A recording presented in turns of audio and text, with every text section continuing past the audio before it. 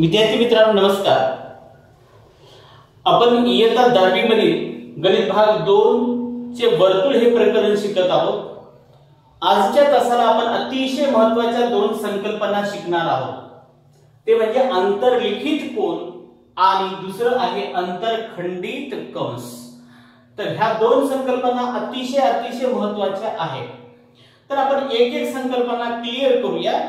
सर्वप्रथम अंतर्लिखित कोन। मी मागच्या पिरियड मध्ये याचा उल्लेख केला होता थोडासा शेवटच्या उदाहरणामध्ये, पण त्यावेळेस तुम्हाला लक्षात आलं नसेल। अगोदर हे तुम्हाला समजणं आवश्यक आहे, ओळखता येणं आवश्यक आहे की अंतर्लिखित कोन कसा असतो, कुठे असतो, कोणत्या अटी सॅटिस्फाय झाल्याच्या नंतर त्याला आपण अंतर्लिखित कोन म्हणू शकतो। तर बघा ही आकृती मी यापुढे तुमच्या समोर काढलेली आहे। हे वर्तुळ आहे आणि ADB हा जो कोन आहे किंवा PDQ हा जो कोन आहे, या कोनाला आपण अंतर्लिखित कोन म्हणतो। मग काय अट आहे?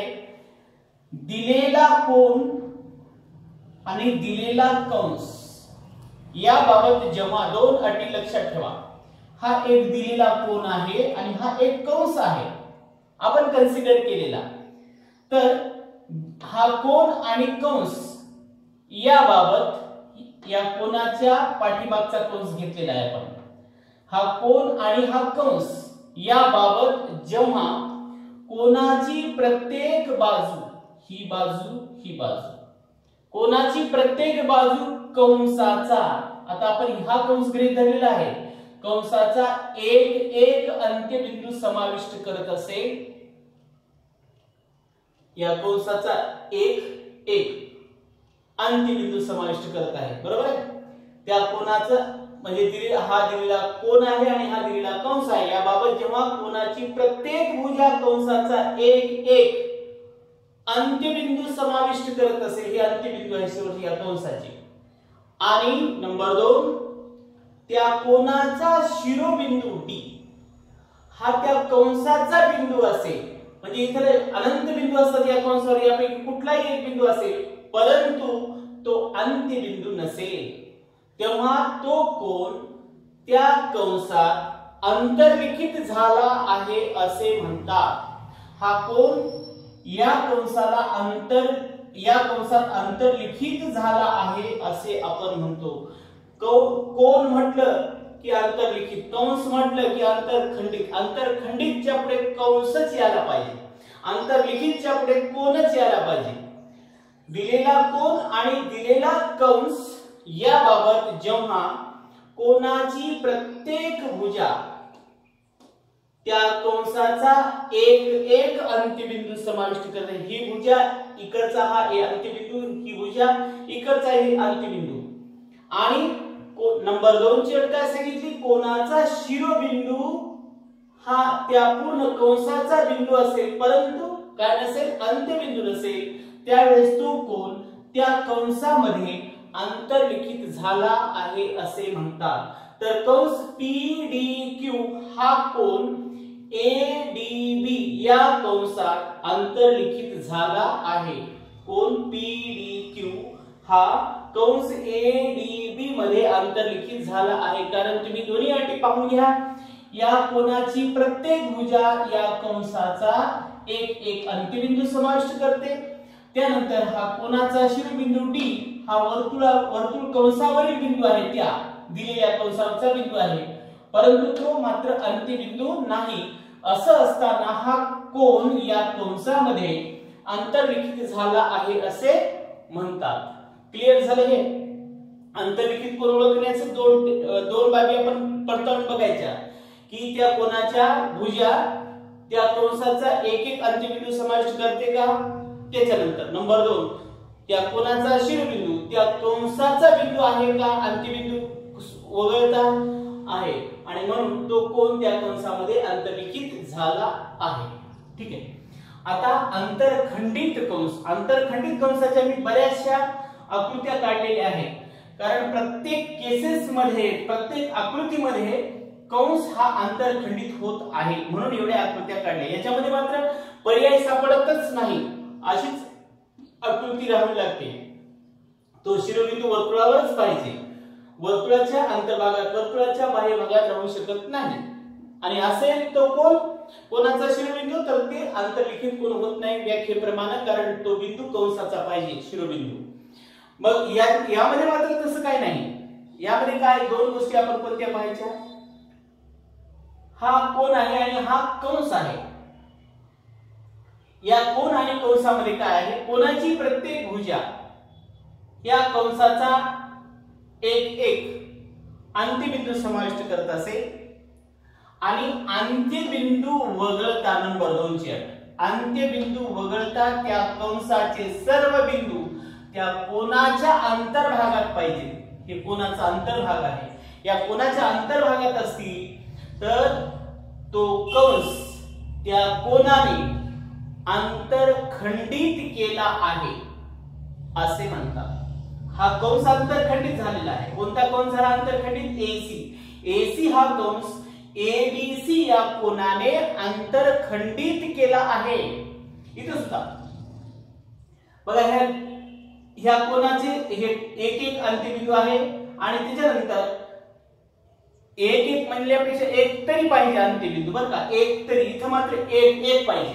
आता इथे ही या ठिकाणी हा बिंदू आहे हा बिंदू आहे तर बाकीचे सर्व बिंदू अंत्यबिंदू वगळता सर्व बिंदू कोणाच्या अंतर्भागात आहे म्हणून हा कंस या कोणाने अंतरखंडित केला आहे असं म्हणता येतो।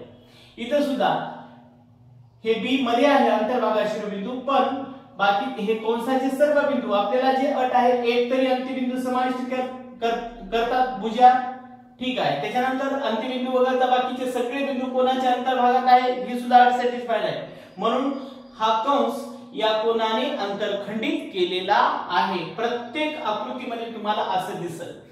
पहिल्या 3 आकृत्यामध्ये जर तुम्ही पाहिला तर हा कोण प्रत्येक वेळेस कोण ABC ABC ABC हा कोण एकच कंस अंतरखंडित करतो ठीक आहे। त्याच्यानंतर आकृतीमध्ये 4 5 6 मध्ये तुम्ही जर बघलात तर प्रत्येक वेळेस कोण ABC हा दोन कंस अंतरखंडित करतो कारण दोन्ही कंसाला ही अट लागू होते बघा हे कंस आणि हे कंस दोन्ही कंस अट दोन्ही बघून घ्या। कोणाची प्रत्येक भुजा कंसाचा एक तरी अंत्यबिंदू समाविष्ट करते। त्याच्यानंतर अंत्यबिंदू वगळता बाकीचे सगळे बिंदू या कोणाच्या अंतर्भागात आहेत म्हणून हा कोण या कंसाला अंतरखंडित करतो। इथेही अंतरखंडित करतो इथे सुद्धा दोन कंस अंतरखंडित करतो इथे सुद्धा दोन कंस अंतरखंडित करतो। आकृतीमध्ये 3 आणि 5 कडे जर बघलात तुम्ही तर प्रत्येक वेळेस दोन्ही मध्ये एक भुजा ही स्पर्शिका आहे। एक भुजा आकृतीमध्ये आकृती 2 आणि आकृती 5 मध्ये जर पाहिलं तर एक भुजा कोणाची स्पर्शिका आहे पण लक्षात ठेवा स्पर्शिका जरी असेल तरी तो कोण अंतरखंडित होत तरी तो कंस अंतरखंडित होतो आणि 7व्या मध्ये मात्र दोन्हीही भुजा स्पर्शिकाच आहेत। ही सुद्धा स्पर्शिका आहे ही सुद्धा स्पर्शिका आहे आणि हे दोन कंस अंतरखंडित झालेले आहेत ठीक आहे। आता आपल्याला व्यवस्थित समजलं असेल अंतर्लिखित कोण कशाला म्हणायचं अंतरखंडित कंस कशाला म्हणायचं।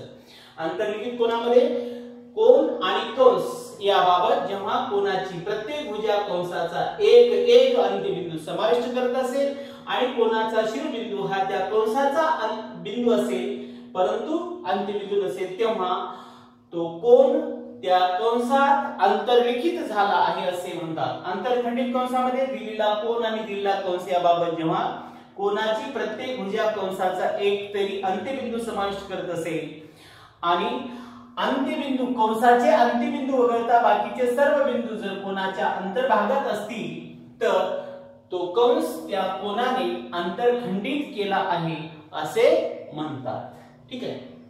आणखी थोडं लक्ष द्या आपल्याला माहित झाला हा कोण अंतर्लिखित कोण आहे तर याच्यामध्ये आपण कोणत्या कोणाला अंतर्लिखित कोण म्हणू शकतो ह्या व्याख्येप्रमाणे सांगता येईल आपल्याला। हा कोण होतो अंतर्लिखित कोण होतो हा ABC। त्याच्यानंतर एकही कोण अंतर्लिखित होत नाही। मग आता याच्यावरून काय सांगता येतं आपल्याला पण याच्यामध्ये तुम्ही हे बघा अंतरखंडित कंस आहे की नाही याच्यामध्ये हा कंस अंतरखंडित आहेच तुम्ही कशी आकृती काढली, आता ही इथे ही जरी आकृती काढली थोडं बदललं, आपण इथून हा कोन काढला तरीही आंतरलिखित कोन होतो आणि त्याचा समोरचा कंस आंतरखंडित असतो. म्हणजे हे जेव्हा जेव्हा आंतरलिखित कोन असतो त्यावेळेस तो समोरचा कंस आंतरखंडित करतच असतो. 100% डन. बघा, आंतरलिखित कोन हा त्या समोरील कंसाला आंतरखंडित करतच असतो. हे वाक्य 100% सत्य. प्रत्येक आंतरलिखित कोन त्या समोरील कंसाला आंतरखंडित करतच असतो, परंतु प्रत्येक आंतरखंडित कंस करणारा कोन आंतरलिखित असतोच असे नाही. या ठिकाणी आंतरलिखित नाही, या ठिकाणी आंतरलिखित नाही, या ठिकाणी आंतरलिखित नाही, पण या ठिकाणी आहे. म्हणजे प्रत्येक कोन हा आंतरलिखित असतोच असे नाही. असतच नाही असं म्हणत नाही आपण. प्रत्येक कोन हा आंतरलिखित आहे का? प्रत्येक कोन नाही. याला सोडलं तर बाकीचे कुठलेही कोन आंतरलिखित नाही. म्हणून वाक्य हे व्यवस्थित लक्षात ठेवा. हा प्रत्येक आंतरलिखित कोन हे मात्र कुठलंही असू दे आंतरलिखित कोन जर तुम्हाला म्हटलं तर त्याच्या समोरची बाब लक्षात घेणं आवश्यक आहे.